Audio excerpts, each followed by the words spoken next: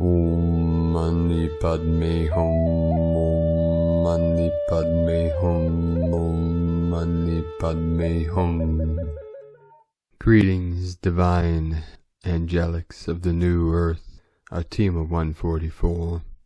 Thank you for joining us on this great journey together. Thank you for your support, for together we are better, and it is a collective experience of the new earth.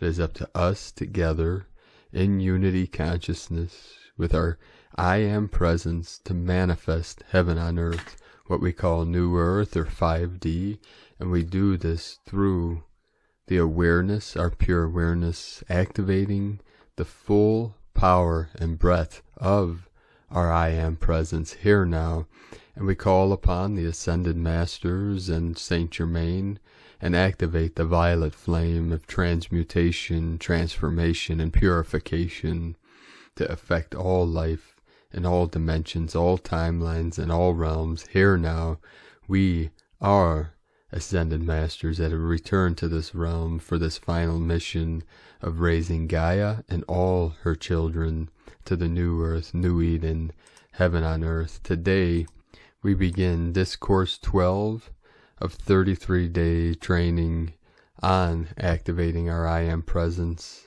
through the power of manifestation. So if you're new, be sure to start at day 1 and follow through the 33 days. This is a course of activation, of consistency, of persistence to activate together our pure I Am presence of the Almighty God in action, to manifest through our heart center, our true heart's desires, through compassion and unconditional love. Discourse 12, November 10, 1932, Saint Germain Invocation. Thou mighty infinite presence, thou all-pervading intelligence, thy love, wisdom, and power govern all things. Thy divine justice is ever operating in the lives and worlds of those who look to thee with unfailing determination. We give praise and thanks that thou art the ruling power and governing intelligence ruling all things. We give praise and thanks that in our world thou art the ever-sustaining, invincible power.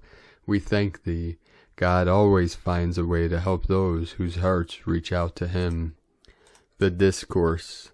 The seeming mysteries of life with their attendant experiences are, when rightly understood, blessings in disguise for any experience that causes us to turn more firmly to the one active presence, I Am, God in action, has served us a wonderful purpose and blessing.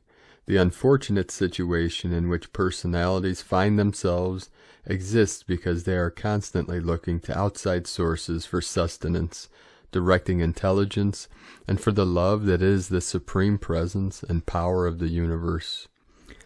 It matters not what the conditions are that we face. At no time must we lose track of or allow ourselves to be drawn from the great truth that love is the hub of the universe upon which everything revolves.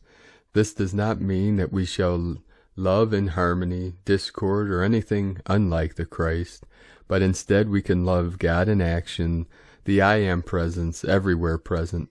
For the opposite of hate is love, and one cannot hate in any sense without having loved deeply. The admonition that Jesus gave was truly this idea. Each human being is a power and is intended to be the governing principle of this life and world. In the recognition that within each human being is the I Am presence of God ever acting, then everyone knows that he holds within his outer hands the scepter of dominion, and should use his conscious determination in knowing that the invincible presence of God is, every moment, the intelligent activity in his world and affairs. This keeps the attention from becoming fixed on the outer appearance, which is never the truth unless illumined by the I Am presence. No matter what the problem is to be solved in the individual's life, there is only one power, presence, and intelligence that can solve it, and that is the individual's recognition of the all-powerful presence of God, with whom no outer activity may interfere, unless the individual's attention is knowingly or unknowingly drawn from his central recognition and acceptance of the supreme God power. The principle of life, always active, is ever striving to pour itself forth into expression, thereby producing its natural perfection. But human beings, having free will, consciously or unconsciously qualify it with all kinds of distortion.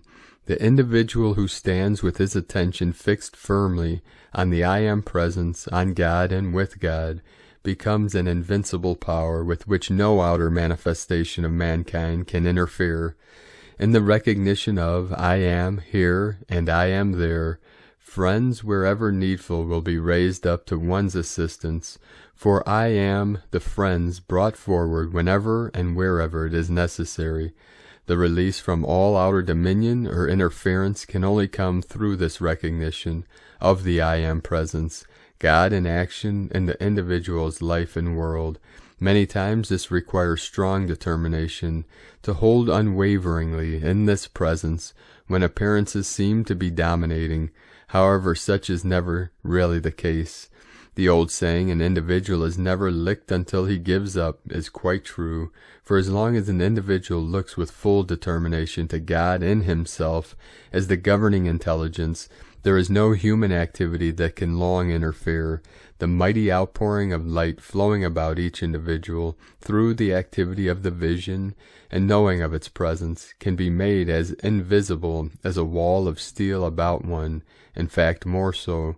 Ever down through the centuries have the majority of mankind given their attention to the outer appearances, thereby inviting all kinds of discord and distress.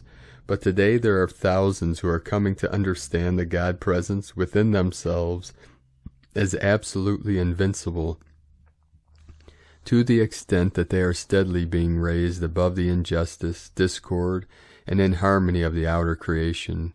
Until mankind or individuals hold their attention on the I Am presence, God within, long enough and with sufficient determination, they will find themselves surrounded by the undesirable, but through this I Am presence each one has the power to raise himself above the discord and disturbance of the outer creation. At first it does take determination to hold fast when the seeming storm clouds hang low and the outer appearance seems overwhelming, but with a dynamic conscious attitude and the attention fixed upon the presence of God within, it is like the lightning flashing forth from within the storm clouds, penetrating and dissolving the storm that seems so threatening. As one advances, he finds himself becoming more and more invincible to this outer creation of mankind, which brings such great distress.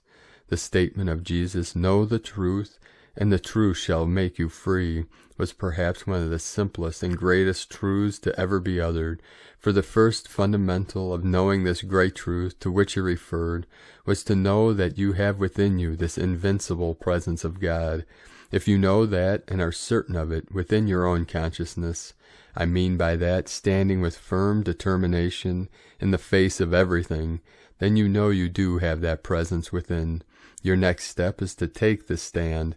I am the illumining, revealing presence, and no outer activity that I need to know can be withheld from me, because I am the wisdom, I am the perception, I am the revealing power, bringing everything before me, that I may see and understand and be able to act accordingly. It is so easy when you once understand that I am the only intelligence and presence acting, to see how you have the scepter within your own hands, and through this I Am presence, you can compel everything you need to know to be revealed to you. I assure you, this is not in any way interfering with the free will of any other individual. It is time that the children of God who are looking to the light awaken to this dominion. I assure you, it is no wrong nor mistake to claim and demand your own. In doing this, you are not in any way interfering with any other individual. If at any time there are those who through their outer activity attempt to take from you that which belongs to you, then it is your right to command through the I Am presence that the whole condition be adjusted and your own brought to you. And this we may be very careful that when we have set the divine law into motion and divine justice begins to take place, that we do not become over-sympathetic and thereby interrupt the action of the law. When human beings are governed entirely by the outer self, and when they have no consideration for the power of God which gives them life, they are easily led to commit any kind of injustice. But does that mean in any sense that you shall allow them to do it in your world? Not when you know that you have the mighty power of God within, to command and demand right and justice from everywhere. I want to cite you an instance. One of my students was going through a very trying experience, and the nature being very spiritual, I told her to demand right and justice. She did as advised, and presently things began to happen to those who wished to do her injustice. Through kindness of heart she began to relent and wish that she had not demanded justice. She came to me and said, "What am I to do?" I said with no uncertainty, "Stand by the decree that you have issued. You are not responsible for the lessons these individuals have to learn who have wronged you, so let them get their lessons and be undisturbed." When individuals start to do wrong, that moment they set in motion the great universal or cosmic law of retribution, and they can no more avoid retribution striking them sometime, somewhere, than they can stop the action of the planets. To the innocent victim, retribution sometimes seems a long time coming, but the longer its arrival is delayed, the more powerful it acts when it does arrive. There's no human being in existence that can avoid this law. Many times students and individuals have thought that something could be imposed upon them. Such, I assure you, is not the case. The only way one can open himself to undesirable thought is by entering into condemnation and hate. If he has done this, he has generated the thing in which he believed. The student who knows the power of God within himself need never fear anything from anyone.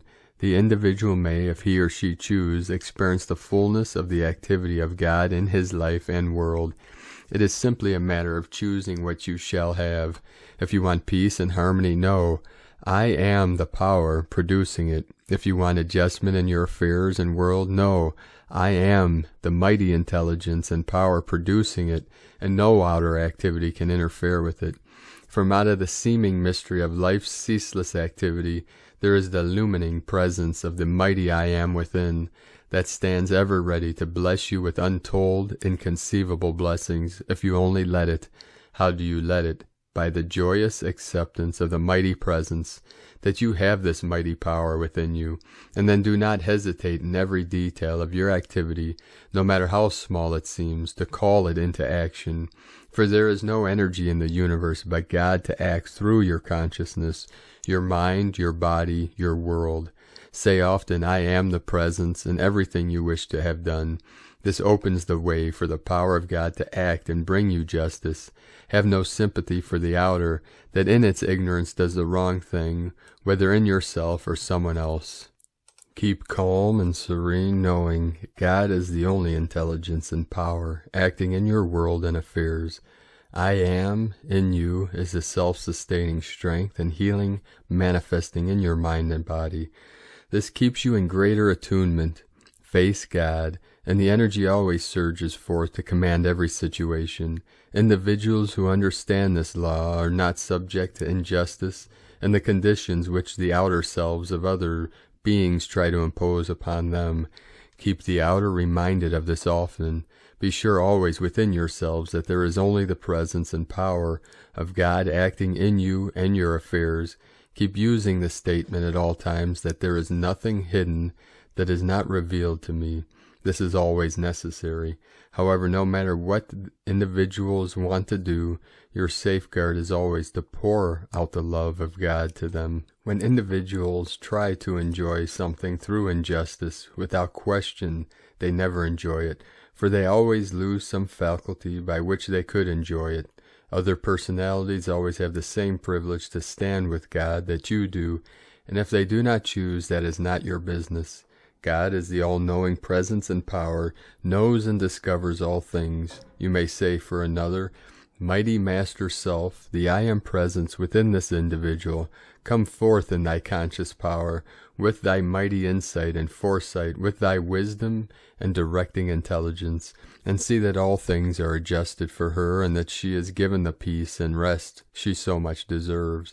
I am the commanding presence, directing and commanding this be done, and it is done now. Lift the consciousness into the full, dazzling light, where she may see and know the repose, rest, and beauty that is hers by her own creation and service. It is a mistake to let sympathy draw you into conditions that are very destructive. Take the stand. I am the only presence acting there, for helping those who have passed on through so-called death. I am the presence holding that individual in the sphere where he belongs, teaching and enlightening him. If the student can get the correct idea of pouring out the love to his own divine self, he will receive complete relief from every discord. To perfect conditions, say, I am the presence there, governing and healing the situation. Mankind in general and the doctors have distorted things pitifully. The individual who wants to rise into the God presence and live there needs the energy he wastes. The very energy individuals waste is the force and strength by which they are enabled to hold fast to the God presence. This energy is the life they need to enable them to turn and hold steadfast to the God presence. When the outer self has for centuries used life's energy to create wrong conditions, that waste of energy becomes a wide open drain upon the consciousness of individuals. Doctors are responsible for much of this terrible condition, for they teach the gratification of the sex appetite, and that is the greatest avenue of waste with which humans have to contend. This is what makes it impossible to hold fast to the God presence long enough to attain the mastery. It is 95% of the cause of old age and the loss of sight, hearing, and memory, as these faculties only cease to function when there is no longer a stream of this life energy flowing into the cellular structure of the brain. You cannot tell this to individuals until they have such hard knocks that they are almost desperate with the misery of their own creation before they will listen to you. The will is absolutely nothing without this life energy. There is only one possible way to change anything which has been created, and directing it into a wrong channel. The attention is what holds it fast to the wrong use or expression of it. Instantly direct the thought to the higher self. Many people get the idea that they control it by sheer force of will. Through compulsion, this cannot be done, for you but dam it up, and it only breaks out somewhere else. The only permanent way to overcome it is to change the attention and rise out of it. Use the statement, I am the governing presence of this energy, and the only power that can raise it. I am the presence raising and transcending it, and that action is forever self-sustained. No, I am the presence doing this, and therefore it is done now, for God's activity is always instantaneous. In any wrong condition, the first thing to do is call on the law of forgiveness. Remember that when a thing has been set in motion or energized, it simply acts. The physical body is the vehicle for contact with the sense world. When nearing the point of precipitation, continue on using the physical vehicle for doing the ordinary physical service. There is the inner, the mental, and the physical world. The physical body has been created to act in the lower rate of vibration, and is the natural vehicle provided. To direct and handle physical objects by the mind alone needs an accumulation of electronic force in the electronic circle of the individual. When using the energy below the ascended state, this consciously generated energy is held within the electronic circle, which surrounds every individual to a more or less degree. This accounts for some individuals seeming to have a limitless amount of energy, for that which is accumulated in one lifetime is carried over into the succeeding lives. Perhaps one of the most unfortunate things in which a human being lives is the man's so-called legal right to bind another individual in the sex activity when the other wishes to rise out of it. Even in the ignorance of the outer mind, some natures have a powerful development of the love activity. The pure love of God never goes below the heart. True love never requires sex contact of any kind. The great ascended host of light are ever with those who want to do right. Send your thought out to them, and you shall always receive help. You have an invulnerable, invincible power when you know you have the recognition of the I Am presence. The law of forgiveness is the wide open door to reach the heart of God. It is the keynote and hub on which the universe turns. Benediction, thou mighty, infinite presence of God, we give praise and thanks for thy ceaseless ministry. We call thy blessings, thy wisdom, thy intelligence to act through each one, giving peace of mind, peace of body, and joy of heart, to go forth the ruling, conquering, victorious presence over all things. We give praise and thanks that the mighty presence I am, God in action, governs all official places, causing thy perfection to be ever operative and self-sustained in thy name and through thy presence. Now this ends day 12 of our Discourses of 33. Thank you for sticking in there with us for this long. We have another 21 days of Discourses, and we hope that we see you through these 33 days. And by the end of this, you will have the full power of your I Am Presence activation. So, like we say, this takes consistency, persistence, and daily practice of living in the I Am Presence to call upon that mighty presence in all actions and all that you wish to manifest, and transmit that out into the field and activate all living beings through your heart center. And we will see you tomorrow on day 13 of 33. Very powerful day 13 of the Divine Goddess, Divine Feminine, the 13th heaven. So keep walking your sacred path with heart, beloved being of light. The eagle and condor love you all. Namaste.